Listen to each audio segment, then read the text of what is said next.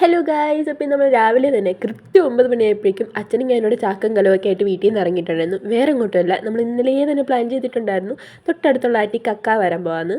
ഈ കക്കാവര എന്നവർ കേട്ട മതി കേൾക്കാത്ത മതി അച്ഛൻ്റെ ഒരു കൂട്ടാനോട് കൂടെ കൂടിയിട്ടുണ്ടായിരുന്നു. അങ്ങനെ അവർ രണ്ടുപേരും കക്കാവരാനായിട്ട് ആറ്റിലിറങ്ങി മുങ്ങിയൊക്കെ ഉല്ലസിച്ച സമയത്ത് നിങ്ങൾക്ക് കാണാമല്ലോ, ഞാൻ അവിടെ വെള്ളത്തിൽ കളിച്ചുകൊണ്ടിരിക്കുമായിരുന്നു. ഈ വീഡിയോ ഒക്കെ എടുത്ത് കഴിഞ്ഞിട്ട് ഞാൻ ഫോണൊക്കെ നോക്കിക്കൊണ്ടിരുന്നപ്പം ദേണ്ടടാ കിടക്കുന്നു. എൻ്റെ കാലിൻ്റെ തൊട്ടടുത്ത് മുട്ടിയില്ല എന്ന് പറഞ്ഞുകൊണ്ട് നമ്മുടെ ചേര സാർ എൻ്റെ അടുത്ത് നിൽക്കുക കേട്ടോ. ചേരയില്ലല്ലോ, കട്ടപ്പുളകൻ എന്നും പറയും, ചില നാട്ടിലൊക്കെ കണ്ണിലാപ്പുളം എന്നും പറയും. സാധാരണ മനുഷ്യർ പോലെ എനിക്ക് ജീവന് പേടിയുള്ള കാരണം ആ വെള്ളത്തിൽ കാലിട്ടിട്ടുള്ള ആനന്ദകരമായിട്ടുള്ള നിമിഷം ഞാൻ അങ്ങ് ഉപേക്ഷിച്ചു. പിന്നെ അതിനെയും കുറ്റം പറഞ്ഞിട്ട് കാര്യമില്ല, വല്ലോ ജീവിയും വെള്ളത്തിൽ പോയി കിടക്കുന്നതാണെന്ന് പറഞ്ഞിട്ട് എന്തുവാ അതെന്ന് നോക്കാമെന്നാണെങ്കിലോ.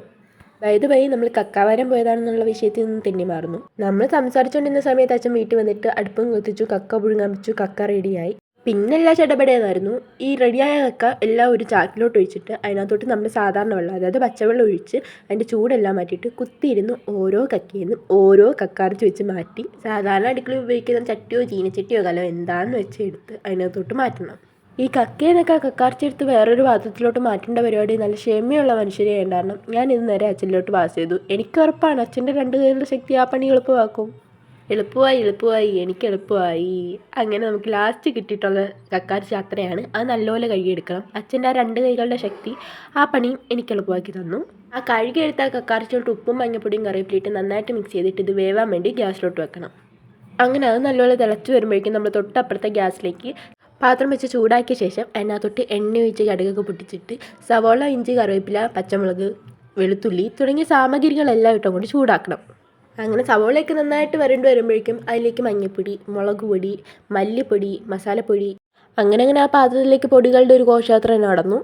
ഈ പൊടികളുടെ എല്ലാം പച്ചമണം വരുന്നവരെ ഇളക്കണമല്ലോ. അങ്ങനെ ഇളക്കിയൊക്കെ കഴിഞ്ഞപ്പോഴേക്കും നമ്മുടെ കക്കാർച്ചി വേവിച്ച് വെച്ചിരുന്ന കക്കാർച്ചിയും കൂടെ ആ പാത്രത്തിലോട്ടിട്ടു. നേരത്തെ ഓൾറെഡി ഉണ്ടായിരുന്ന ആ ഗ്രേവി ആയിട്ട് നന്നായിട്ട് മിക്സ് ചെയ്തെടുക്കണം. മിക്സ് ചെയ്തിട്ട് കുറച്ച് നേരം അടുപ്പത്തിട്ട് നന്നായിട്ട് മൊരിയിച്ചെടുക്കണം. അതെടുത്തപ്പോഴേക്കും നമുക്ക് ഉച്ചയ്ക്ക് ഫുഡ് കഴിക്കാനുള്ള സമയമായിട്ടുണ്ട്. അതിൻ്റെ ഇടയ്ക്കൂടെ അമ്മ ഏലക്കയും കൂടി ഇടുന്നുണ്ട് കേട്ടോ. അങ്ങനെ ആ കറിയിലേക്ക് ഏലക്കയൊക്കെ ഇട്ട് നല്ലപോലെ മിക്സാക്കി കഴിഞ്ഞപ്പോഴേക്കും അമ്മ ചോറ് വിളമ്പിയിട്ടുണ്ടായിരുന്നു.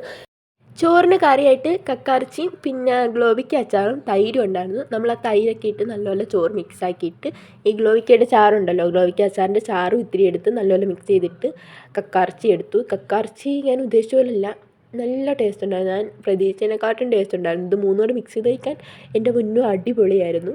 അപ്പം കുറച്ച് കക്കാർച്ചിയുടെ എടുത്ത് പിന്നെ ആ ഗ്ലോബിക്ക ഇത്തിരി എടുത്ത് ചോറിലോട്ട് വെച്ചിട്ട് ഒരു അങ്ങോട്ട് കഴിച്ചപ്പോഴേക്കും സമാധാനമായി.